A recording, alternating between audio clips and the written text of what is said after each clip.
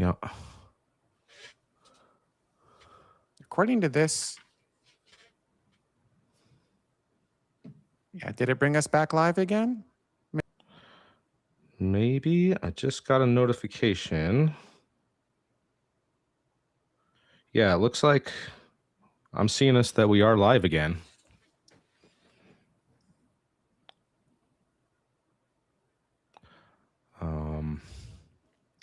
But everyone has left, so I don't know if we're going to continue or not. We are back, but stand by for a second. I'm not sure where Jamie went. This is good times. Oh, good there times. we go. There we go. Welcome back. It is live. I am seeing it live on YouTube now again. Is it a new link? It looks like a completely new link, though. Sweet. So all of the archives are screwed up. Well, we'll see what happens on the Riverside portion. And you know what? We'll just leave all of this in the show if I can just like archive it and bring it back online. I have no idea. Yeah, according to this, we've only been live for 90 seconds. So I don't even know if the archives are going to work. Cool. All right. So we were talking about... Jared, do you want to give your answer again? We were talking about Gateway and its relevance. Oh, wait, I can't hear you, Jared. Hang on, I'm going to unmute you. Now I can. Try again. What was my answer? I can't remember. I blacked out. You get a new answer. You get a new answer now. Cool. Boy, I'm getting exactly what every politician wishes they could get, which is a do-over. All right. Do-over. So with Gateway, I feel like the people in control of the purse, the budgeteers, as it were, are going to look at once we start landing on the surface and say, well, why do we need to have this thing in orbit around the moon? What's the point of it? I mean, some modules are built already, and some of the launch contracts have been signed already. So we'll see if that holds, right? Because forbidden subject. That's why our stream went down, everybody's. Yeah. So. Oh, we are back live. Just because you have something built doesn't mean that it's going to end up actually happening, right? So there's, like you said, there's several international space station modules that are built, and they're doing a great job of sitting on the ground. So I know where a flight-ready rocket is. Yeah, well, yeah, right. Just because you build it doesn't mean it's going to happen, right? The Discover mission that watches the sun and does space weather work and has the Epic camera looking at the Earth. That basically sat for almost 15 years in a storage room. Why? Because it didn't have the political approval at that time. So we'll have to see where politics leads us as well during the time period that we're expecting Gateway to go and get its stuff started. So look how long it took to get Hubble in space. Yeah. Oh gosh, look how long J-Dub took to get. No, wait, that was technology. So yeah, it wasn't ready. It just wasn't ready. So yeah, the NRO hadn't paid for that yet. I mean, the things have.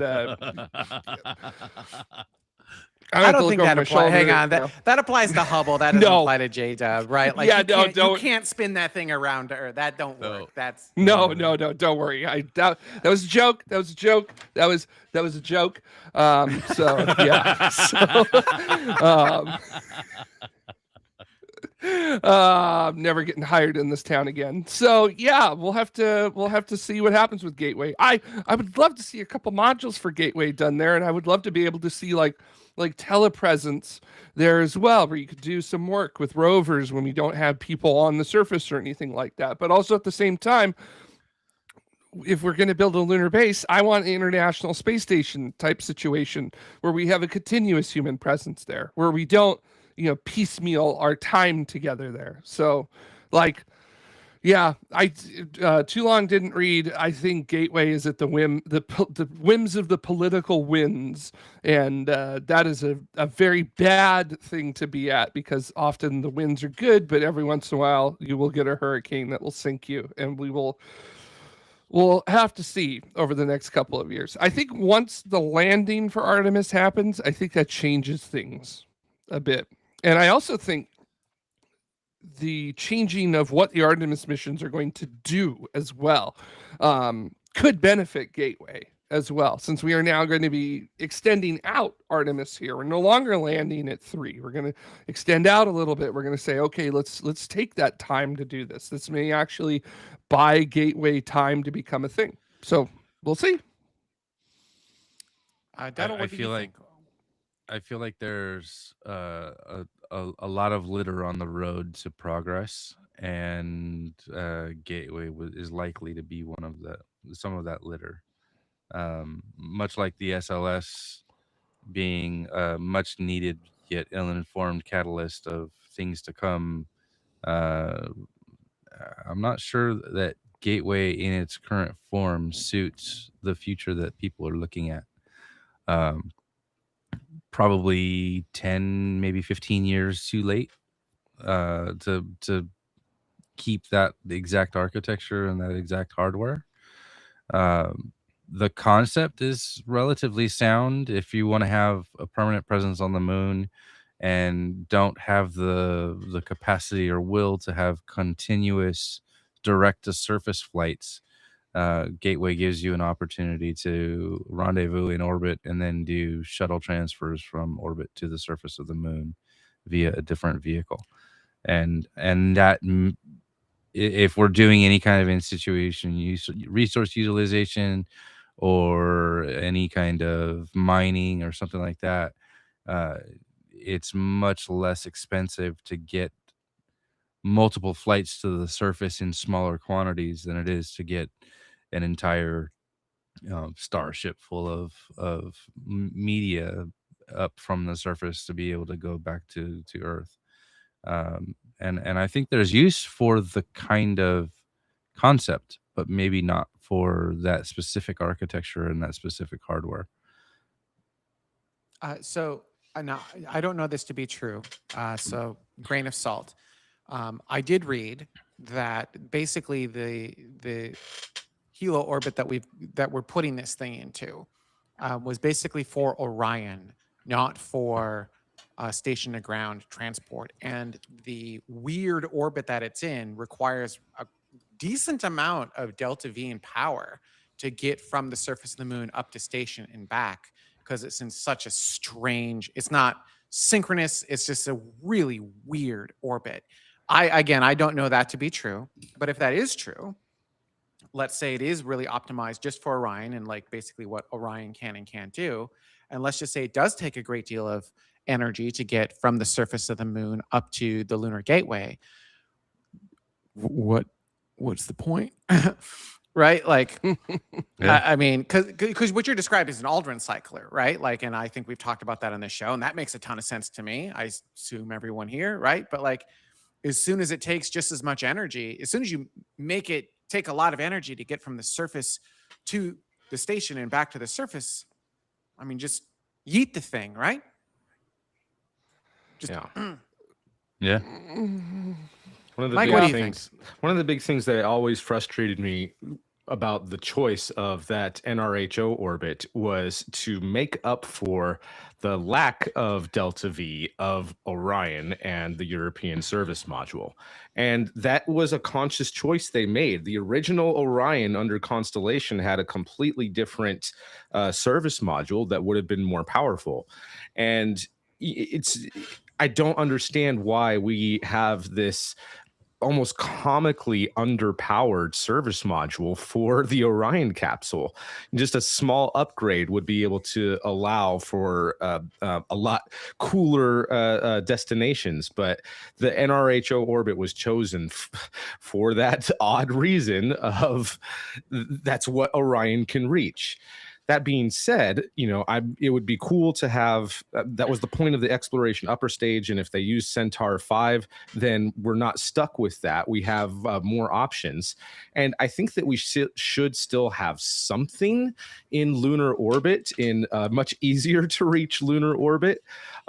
Even do it something like the International Space Station, put it at like a 55-degree orbit around the moon, so that way it has access to most places, unless we're doing it doing our bases on the poles of the moon, in which case just put it into a polar orbit, but something that is accessible. The whole point of having a space station is you have an emergency destination if you need to get your people off the surface quickly, and to kind of have a waypoint for future projects and be able to have, somewhere to do the refueling operations, somewhere to do staging before sending stuff onto the surface or to other destinations once we progress further down the tech tree and start doing Mars operations or asteroid operations and all that. So because we've already built some stuff for Gateway, I would love to see NASA be flexible and utilize them for other purposes, which they already have. I mean, the power and propulsion element, the ion engine satellite-based service module for Gateway itself was originally for the asteroid redirect mission, a mission during the Obama years that was supposed to send a crewed Orion capsule to a near-Earth asteroid and do operations around it and potentially look towards stuff of moving asteroids around for mining purposes. So NASA has already been flexible with the hardware that is supposed to be used for Gateway. I would like to see them be flexible again and still utilize them for something useful, whether that be a easier lunar orbit or even having some sort of Zeus upgrade and be able to land them on the surface to be the first couple of modules of whatever lunar base architecture they're working on.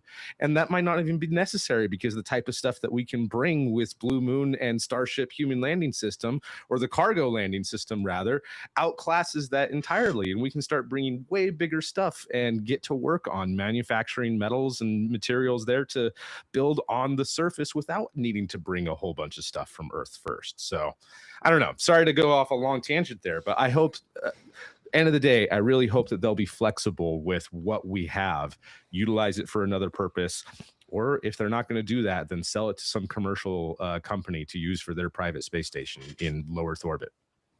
Jared seems to be willing to move things around, right? He moved Artemis 3 and he moved it to a different mission. Now, moving Gateway out of a Halo orbit, that is a bigger thing, right? Than just like moving some manifest around. But do we think that Jared would be willing to, because you still do have the problem of getting Orion there, right? But let's just say they do fix that with, let's just say they're able to fix that some way. Do you think Jared would look at this and go, this is a stupid orbit, this doesn't make sense, let's do something else? I hope so. Well, first off, do we all think why that not? Gateway Why not? makes sense at all? Like, yeah. Do we think does Gateway make sense in a different orbit? Like an Aldrin cycler orbit? Yeah. Well, I mean, for clarity, do we think that Gateway makes sense in a Halo orbit, just kind of around the room? Like, what do we think? Do we think it makes sense in its current proposed orbit? John? At the moment, in its rectilinear Halo orbit, is mainly for communications, wasn't it? If I remember right. But if you turn it into an Aldrin cycler, you can literally use it as a bus. You can carry extra equipment. You can get stuff to it a lot easier. There's more times to get to the space station as well.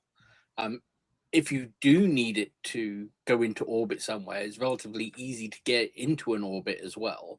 With the ion drives, it doesn't use much fuel. I'm pretty sure they've done fuel cycling and argon replenishment on International Space Station for some things. So that's been proven to be able to work for gas exchange.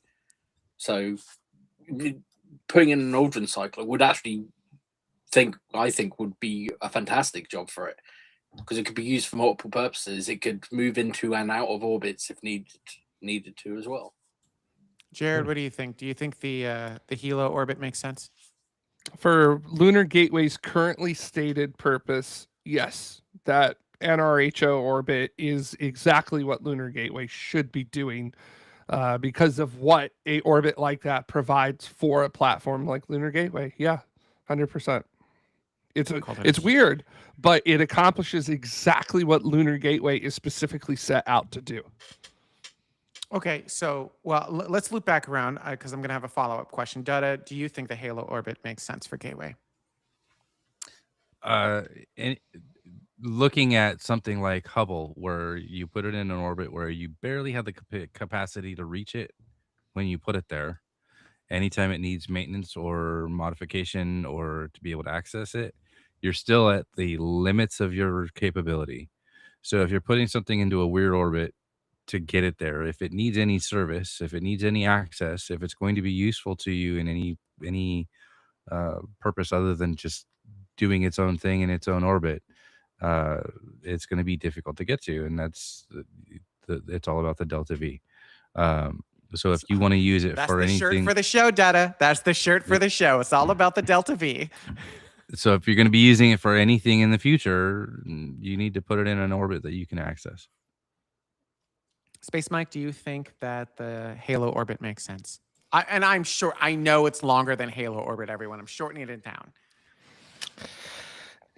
I mean, only if we're doing a South Pole base, and the communication reason is easily solved with a couple of relay satellites that we put into polar orbit anyway. It's not necessary.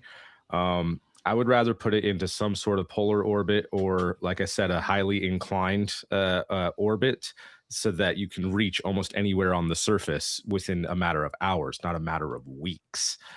As an Aldrin cycler would be cool. It would basically be, trip to the moon every 6 months. Send cargo or don't, send people or don't, but no matter what, it's coming around every 6 months, unless we add even more ion engines. But the esoteric end goal in a lot of the early planning for Gateway is that it was supposed to be the staging ground to build the Mars Aldrin cycler, to even become the Mars cycler someday, and that we were just building it in lunar orbit until it had reached that stage, or enough pieces had been assembled for a more advanced Mars cycler, and launch it from there. And it's almost never talked about. NASA itself never pushes that of oh, hey, by the way, the end goal of this is supposed to be, the orbital dry dock where we build the Mars spaceships. And they never talk about it. So if still having ambitious plans like that, then maybe I can be sold on NRHO, if that's a better staging point to start Mars journeys from. That's the only reason I can be sold on that. And I haven't looked into that enough to know what the delta V's would be from there, and in what point of an orbit around in that Halo orbit, if it would be optimal or not. But if we're not planning on doing that, if we're not planning on that being the staging point for Mars journeys, then no, it doesn't make sense. I want to know what a delta B is now. It's a delta V squared cubed. I don't know. A delta bathroom. What's needed to make the bathrooms work? What are the stages necessary to make the bathrooms for the U.S. space bathrooms work? Gotta have some delta B for that. We want a window. All right, now let's change the question slightly. So we talked about the Halo orbit. What if we change the orbit? What if we make Orion a little more capable, or the whole stack a little bit more capable, the SLS stack, and allow Orion to get to any potential orbit? Should we change the orbit of Gateway to something else? And if so, what else? John, I'll start with you. The orbit of Gateway. Again, if it was made more capable, again, getting to any point on the moon within hours instead of months would be fantastic. So like an inclined orbit around the moon. So as the moon rotates, it goes over separate parts every few days. Again, safer, a little bit less communication, but you can add the communication satellites around in several orbits, or SpaceX can send a couple of lunar Starlinks up there, or etc. But that would make more sense, because you could get anywhere on the moon within days again, instead of just North Pole, South Pole, and it taking 2 weeks, was it, to do the orbit and the its current configuration? Mm-hmm. Well, it goes to, well, I'll touch on that in a moment. Jared, what are your thoughts? For changing the orbit. Yeah, would you change the orbit, or do you actually like the Halo orbit? I think near rectilinear Halo orbit, NRHO, which again I'm gonna call a Halo orbit. yeah, for the current stated goal of Lunar Gateway, it's the Halo orbit fulfills exactly what it needs to do. So if you want to change the orbit, you need to change the goals of Lunar Gateway, and I haven't seen anybody yet say that they want to do that. So everyone's been quiet about Lunar Gateway, and I guess the people working on Lunar Gateway have decided that they're going to maybe keep their heads down and stay quiet about it, so that way they don't. That way their heads are not noticed for the chopping block. You know what I mean? So, Mhm. That's why That's a our good stream point. went offline. They don't want us talking about it and drawing attention to it. yeah, exactly. We'll have to see. So yeah, I think if you're doing Lunar Gateway for its original purpose, for what it's supposed to do, the Halo orbit works exactly as it is intended, and that's a great design, a great architecture, great orbit for that. However, if you want to do something else, you're gonna need to put it in a completely different kind of orbit. So Well, we'll see. do you want to do something else? I mean, like, Jared's the administrator of NASA. What's Jared do?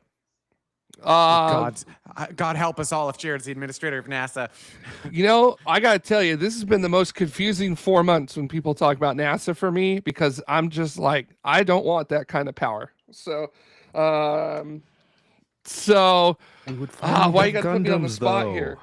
Is this my congressional testimony to this? Because I don't have my own Project Athena. That's the problem. So, and if you look in Project Athena, Isaacman didn't exactly touch on Gateway deeply in that. Kind of kicked that can down the road. So, yeah. Arvale, that's funny. Jared is the administrator. I mean, true. It's true. I would kind of keep Gateway as it is, although I personally am just not a fan of going down into gravity wells to do things. So, at least as your primary target, I'm much more about get out there as opposed to get in there. Or although I would say if you are going to go into a gravity well, you should be going there long term. You shouldn't be going there just to muddle about and flags and footprints it. So yeah, I figure Gateway works until we have the people on the ground and we can see what Gateway can do to assist that, and then from there maybe we can do some cool, very deep space stuff with Gateway. I'm a space Mike, man. Deep space, that's where it's at. And NASA, did a really cool study in the 2010s called the Deep Space Habitat, which was very like a 500-day baseline vehicle to fly through deep space. Not really go anywhere, but just have people on board for a year and a half. And make sure we can do it and keep them alive. Exactly. Yeah. It was kind of kept around the Earth area, so that way if something went wrong, they could burn the engine, get back really quick. But you might be able to do something like that with Gateway. I think that'd be really cool to do like surface missions with different crews and rotations, and you use Gateway as like your crew rotation area. So like get your people acclimated to the moon at Gateway and then bring them down or something like that. So if the moon requires acclimation for a long-term stay. So which I don't think it really would need that, but hey, we're trying to justify a couple $2 billion here, so yeah. I'm envisioning I'm envisioning birthing humans in space, and they come out with, or they grow up with little spindly arms and big bulging eyeballs. I mean, like gray aliens, huh? All right, Dada, you're talking. What's your? Just saying. Dada, no, they'd be white. Like, they'd be white and pasty with no UV exposure. Well, would they be white or would it be gray and pasty with no UV exposure? Anyhow, sorry, that's an after dark conversation. Dada, what do you think? Would you're now the administrator of NASA? Are you changing Gateway out of a Halo orbit? Yeah, make it useful. Yeah. I mean, Halo orbit's useful in very specific situations. No, you have to make it so that you can access it. You got to make it so that you can use it. And if you want to do anything for a legacy, don't make it last 4 years. Make it last 40. I mean, they'll write a waiver. Keep writing waivers. Space Mike, how about you? Are you changing the orbit of Gateway? You're the admin of NASA. What are you doing? That entirely depends on the first priority meeting I would hold, which is where are we building the moon base? If we're doing this, where are we putting our assets?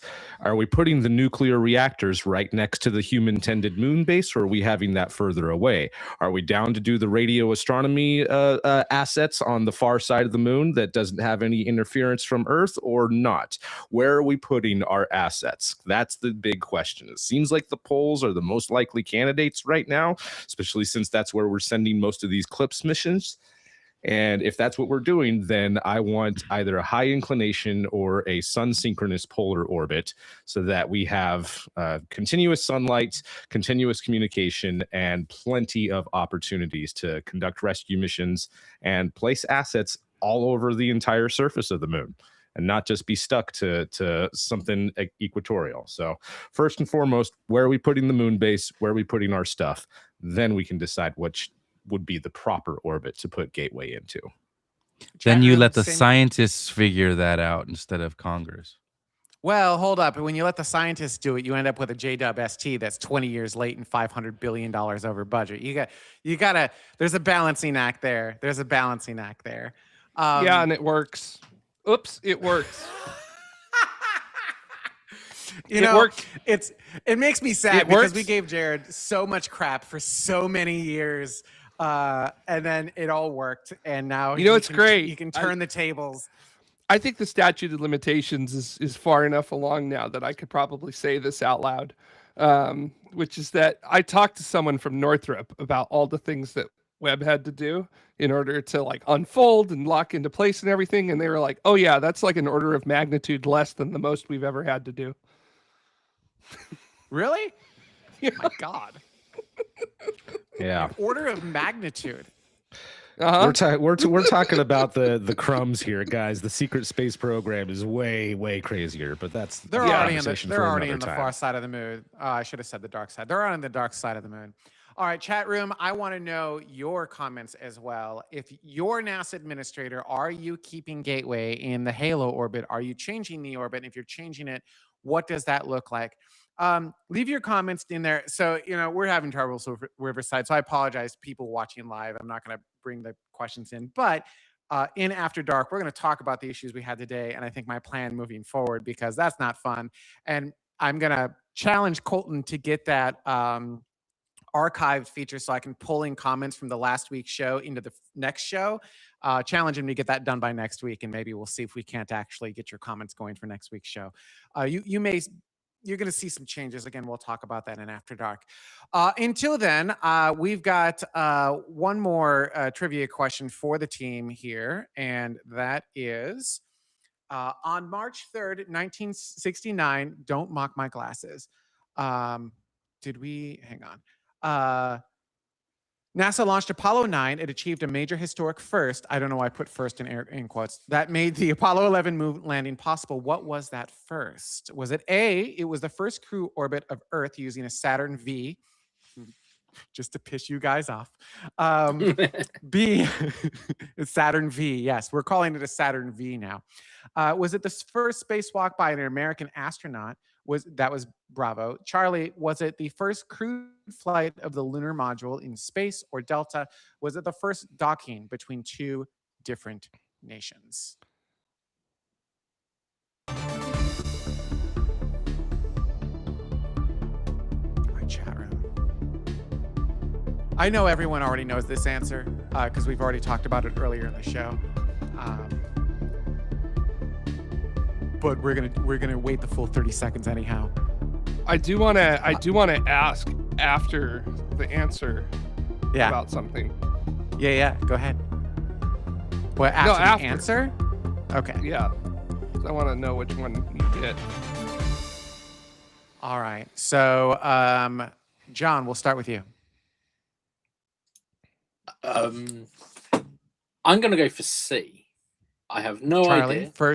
first crewed flight of the lunar module. But Dada, my points don't count. I will graciously accept Ryan's minus points for this. Are you cheating and looking at the chat room? Because you know the chat room cheats. Dada, how about you?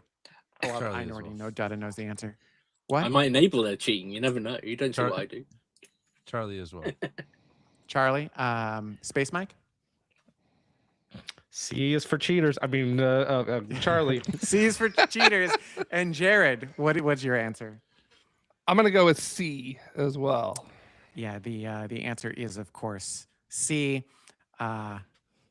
If everyone was paying Congratulations, attention, everyone. though, we already Jared already gave us that answer on the previous stream. So yeah, I do want to point out, in March of 1969, we did Apollo 9, and in July of 1969, we did Apollo 11.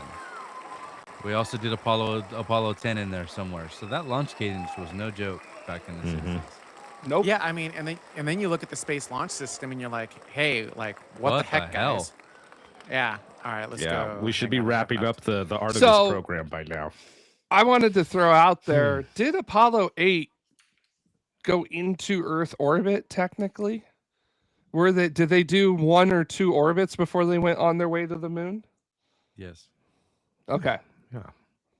Because I thought you threw A on there because I was going to be like, well, maybe Apollo, depending upon how much Apollo 8 did around the Earth. So, but, you know, also like, All right. I thought hang there on, was some sort I'm of delay updating- too. Wasn't there some sort of delay, and so they had to wait to come back around before they were in the right trajectory again to do the translunar injection burn? Yeah, they did I'm a checking. couple orbits of the moon as well. Yeah. I'm checking All right, mostly what- just for myself because that's just me. So I appreciate everyone stalling for me as I upload the updated trivia leaderboard, which look at that timing. Yes. Look at that timing. I do get 2 points because I made the question, so obviously I had to know the answers. And I did subtract 2 points from Ryan. I ran out of time, but I was going to subtly change. You know how Ryan's looking over? I was going to take a picture of myself and like put that there and then move him into a circle. I thought that'd be hilarious, but I didn't have time. So sadly, The launch sadly- pad. yep. The launch pad says, "Hey, in that same time period, we've rolled SLS out and back." Oh, brutal, Zach. Burn. That's brutal. By the you way, know, I almost Apollo 8 did spend 2 hours 38 minutes in Earth orbit before translunar injection burn. there you go. There you go. So they did do an orbit. Technically, That's very my cool. question was. It was. I I did like it though. It made me think. So all right, hang on. Can I pin myself? Oh wait, they make this really difficult. Okay, we got to go back. Hang on. Oh wait, not available while sharing, so I can't. All right, screw it. We'll just do it. Hey, thank you to all of the members of freaking Riverside. Everyone who's yellow on the list, everyone who's on these graphics. First off, thank you for being a subscriber to the show. You know, we're going to talk about it in After Dark, but like I've got plans to fix all of this. It's going to be amazing. And I was going to wait 2 weeks to do it. I think based on today's show, we're going to do it like maybe next week. So hosts, be prepped. I need to fast track this stuff. And of course, we're going to talk about that in After Dark coming up next. And After Dark is a members only show for everyone who does contribute to the shows of tomorrow. So thank you all so much for making that happen. I'm so sorry everyone for the issues this week. We're going to make those better. We're going to make it. Let's make tomorrow. We're eating great dog food. again. yeah. Dave Avery We're just gonna. gifted 5 memberships as well. Thank you. Oh, and thank you, Dave, for gifting memberships as usual. And we moved Dave over to the I believe the Escape Velocity slate because he contributes, you know, week after week and helping you guys get memberships, so you get a taste of that stuff. I'm also going to be adding more behind the scenes videos of like kind of what I'm working on, just not really live shows, but like one-on-ones with me. Just showing you like some of the plans and some of the outlines of what's going to happen. The goal is to bring back the shows of tomorrow to what they looked like pre-COVID. So part of that was the studio space. We're not getting that back right away, but I do have some plans for that. I'm not ready to share those, including in After Dark just yet. But those, if I can pull that off, we're at a 10% go right now. But if I can pull those plans off, it'll be so much bigger and more epic than anything that I ever had in the previous studio space. It will be truly amazing. I'm very excited for it. Yeah, we'll see. It's very complicated. Aim for the stars. You might land on the moon. 100%. You know, you never know if you don't try. So we're gonna. Yep. And if you don't, it's only, it's 2 weeks till or 3 weeks till you starve. You'll be fine. It is a big epic vision. So, well, wait, would you run out of air? Well, whatever. So thank you all again so much for watching, and we will see you next week.